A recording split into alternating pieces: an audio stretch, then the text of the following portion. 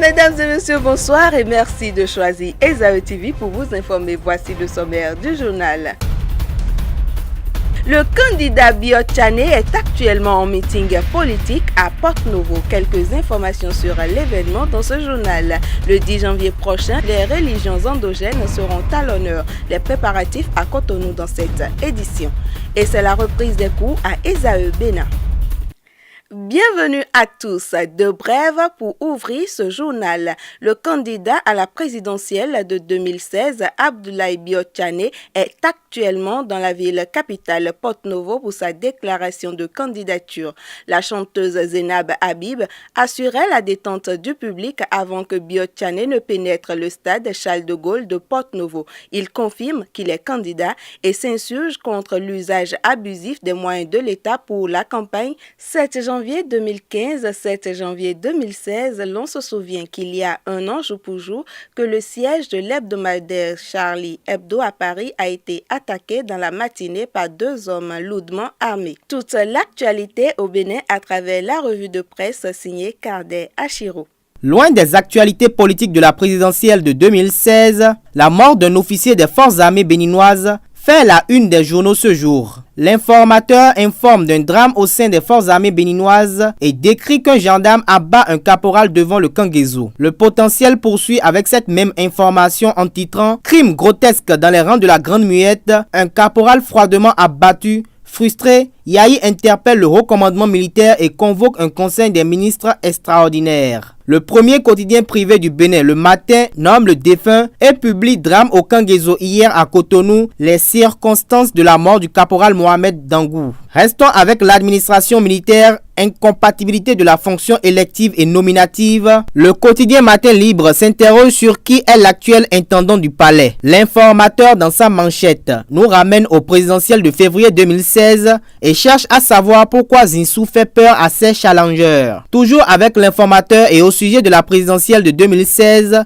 Biot Tchane sera investi candidat ce jour à Porto-Novo. Et au cours d'un dîner de presse hier avec les professionnels des médias, Koupaki dégage sa responsabilité dans le dossier ICC Service. À la une du Grand Matin, discours de candidature à la présidentielle, Kennedy et le roi Béanzin, 2 modèles pour Sébastien à Javon. Concertation de la classe politique. Soglo rejette Lionel Zinsou et menace d'interpeller Ban Ki-moon. Et c'est Soleil Levant qui en parle. Et achevons cette revue avec le quotidien L'Informateur qui renseigne sur la vulgarisation de la loi sur le RAMU. Boni Yahi absent. La rencontre reportée s'inédit. Les responsables des packs de conducteurs de taxi-moto Zémidjan réunis au sein du mouvement des Zémidjan pour un Bénin d'espoir Mozeb ont fait une déclaration hier en présence des professionnels des médias. Le compte rendu de leur déclaration avec Abdelkader Achiro.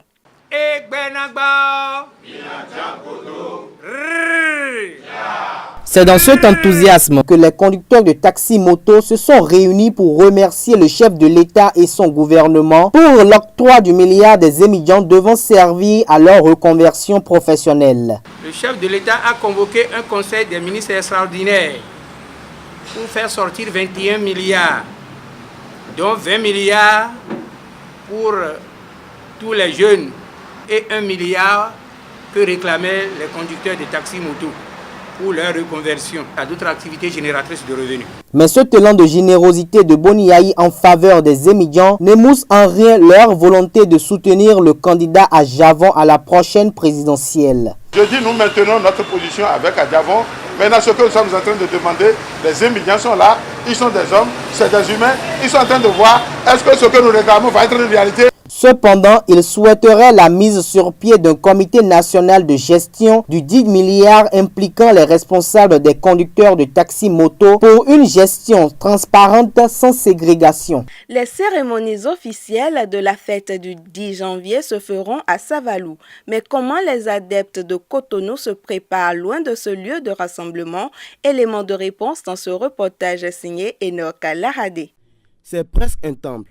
Dans ce récarrelé, on ne dirait jamais que c'est ici que Davoyon voue un culte à cette divinité. Des moutons, des volailles, prêts à être sacrifiés au Vodou pour la fête du 10 janvier. Une fête annuelle vouée à l'adoration des divinités endogènes. À cette occasion, les adeptes du culte Vodou manifesteront fièrement leur appartenance religieuse.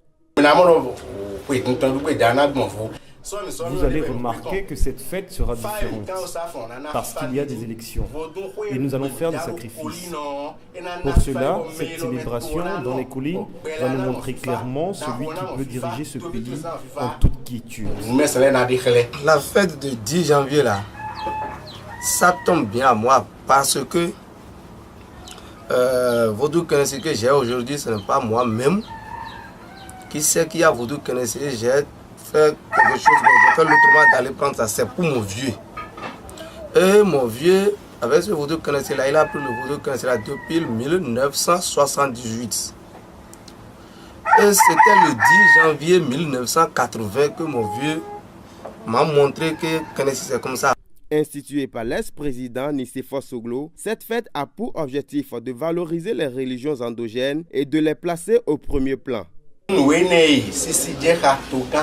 Cette célébration que l'ex-président Soglo a initiée a valorisé la race noire et nous le remercions pour ça. Pour cette 21e édition, dont les cérémonies se déroulent à Savalou, la présence du président Boniyahi est vivement attendue par les dignitaires. L'École supérieure d'administration, d'économie, de journalisme et des métiers de l'audiovisuel, Esaü Kabouma, a ouvert ses portes de nouveau aux étudiants ce jeudi 7 janvier.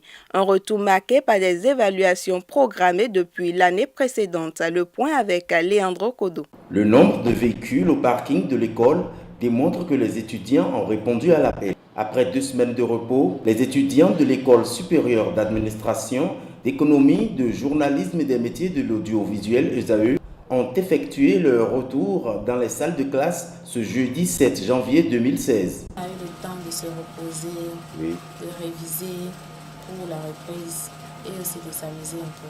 Je pense que ça s'est bien passé, on s'était bien détendu, même si c'est une période assez spéciale.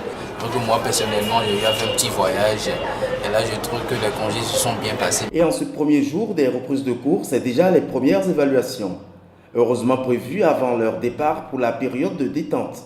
Nous sommes aujourd'hui à la reprise qui a commencé en même temps avec les évaluations, c'est-à-dire les examens finaux. C'est pour dire que déjà les devoirs de table ont été faits et aujourd'hui, avec la reprise, nous avons démarré avec les examens finaux. Déjà avant 8h, tous les étudiants étaient déjà pratiquement là et à 8h00, les épreuves ont été lancées. Lorsque nous avons fait le tour dans les salles, il y avait seulement que quelques cas d'absence et les enfants, les étudiants composaient dans de très bonnes conditions. Heureux de retrouver l'ambiance traditionnelle des classes, autorités et étudiants formulent leurs vœux pour la nouvelle année. J'ai toujours souhaité le meilleur pour tous mes étudiants, d'ailleurs pour le fondateur de l'ESAE. Je souhaite d'abord pour mes étudiants une bonne heureuse année et qu'ils aient la santé pour pouvoir tenir jusqu'à la fin de l'année. C'est d'abord des vœux de santé, de prospérité, de succès pour l'année 2016. C'était le journal sur ESAE TV. Merci de nous avoir suivis et prenez les prochains rendez-vous sur www.esaetv.com.